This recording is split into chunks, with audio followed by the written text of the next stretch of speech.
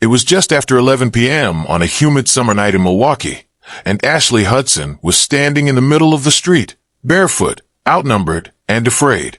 The corner of MLK Drive in Vliet had gone quiet for a moment, except for the sound of voices rising in anger and the low hum of someone's phone still streaming live on Facebook.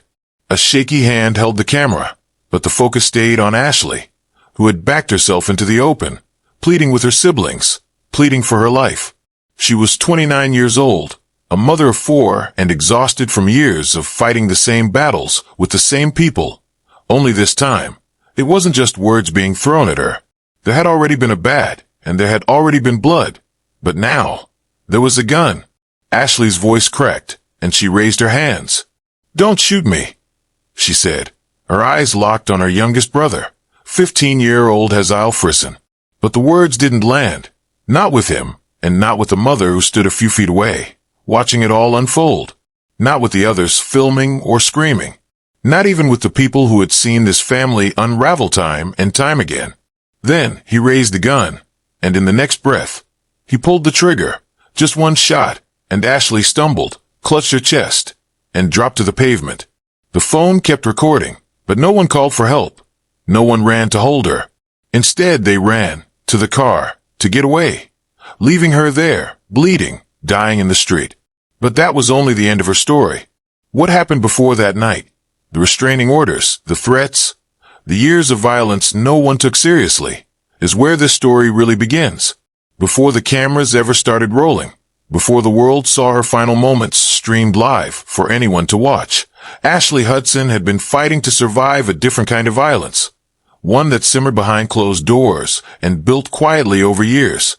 She was just 29 years old, a mother of 4 trying to stay afloat in Milwaukee, and while outsiders saw a woman who smiled easily and spoke her mind, those closest to her knew she lived in a constant state of emotional war. Ashley had grown up inside a home where arguments didn't stay verbal for long, and where love and hostility often came from the same people. She had battled schizophrenia and bipolar disorder for most of her adult life, but the real war wasn't just in her head. It was in her family. And it didn't take long before those closest to her stopped seeing her as someone who needed help and started seeing her as the enemy. The conflict between Ashley and her mother, Tara Hudson, was not just a private struggle. It was one documented in court records and protective orders. At one point, Ashley went to the authorities and did what most people are too afraid to do. She put it in writing. She asked for legal protection from her own mother and her older sister, Aaliyah Frisson, and in doing so, she revealed the depth of the fear she had been carrying. In her own words, Ashley wrote, "I'm not safe. I fear she is going to kill me." Those words weren't a metaphor. They weren't an exaggeration from someone looking for drama. They were a warning, one that would later feel like a prophecy. Ashley said she was being stalked, harassed, and threatened. She named names. She gave dates. She begged for space and for protection. But the legal system, like much of her community, treated it like just another family fight. Another emotional daughter making noise about things people assumed would never go that far. But the thing is, they had already gone that far. At the center of it all was Tara Hudson, the mother.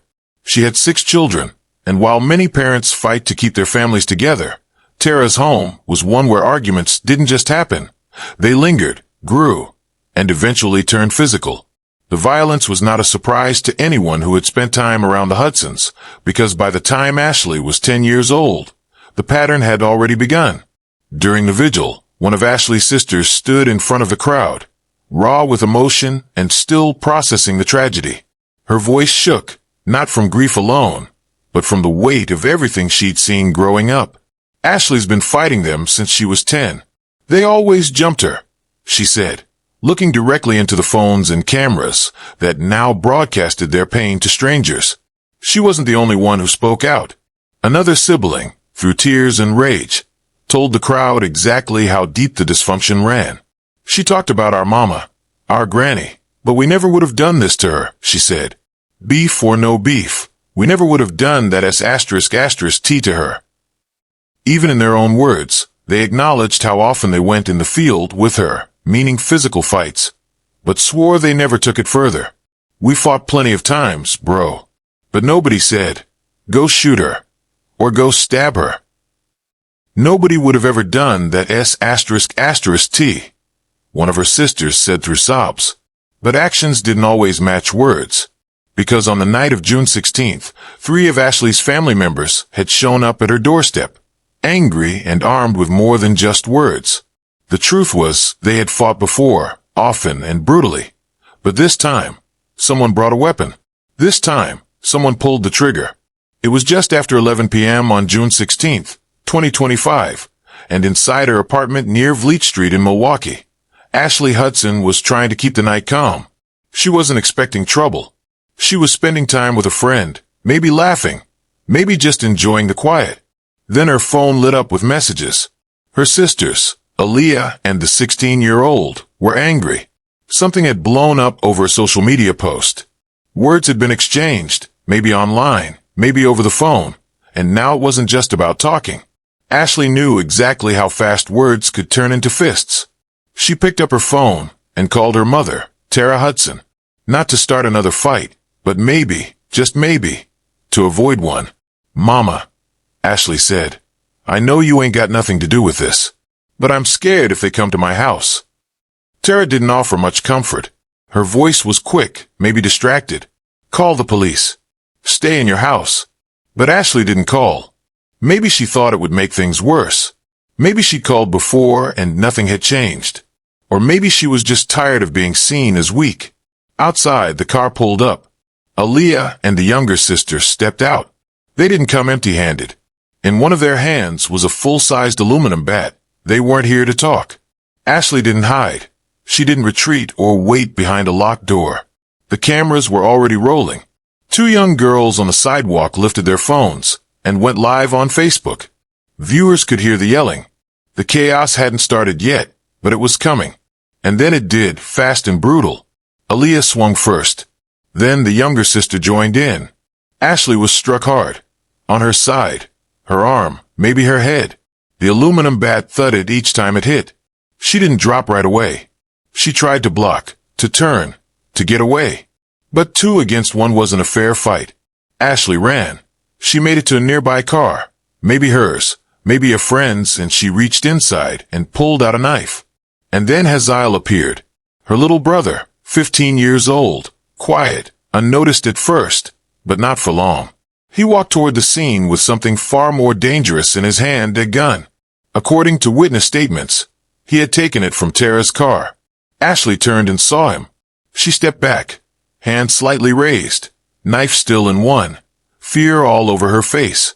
"Don't shoot me," she said. "Don't you shoot her." Tara screamed, finally stepping in. But it was too late. Hazael pulled the trigger. Ashley gasped. The bullet hit her, center mass, just above the chest. She turned away, stumbling forward like her body hadn't quite caught up to the horror of what just happened. She made it only a few steps before collapsing. Ashley was on the pavement, bleeding. She was still breathing, just barely.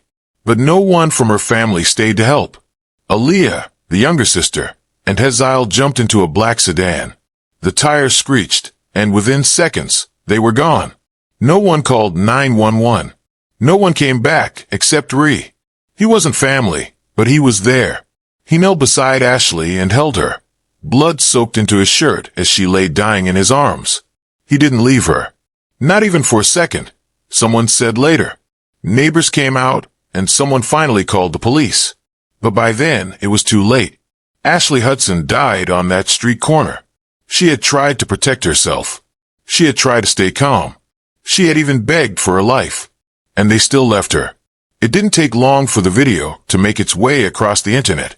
Within hours, it had been shared hundreds of times, picked apart frame by frame, and dissected by people who had never even heard Ashley Hudson's name before that night. The outrage came fast and hard, not just because of what happened, but because of who had done it. Her own brother, her own sisters, and a mother who had stood by. The Milwaukee Police Department didn't need to chase leads or search for suspects.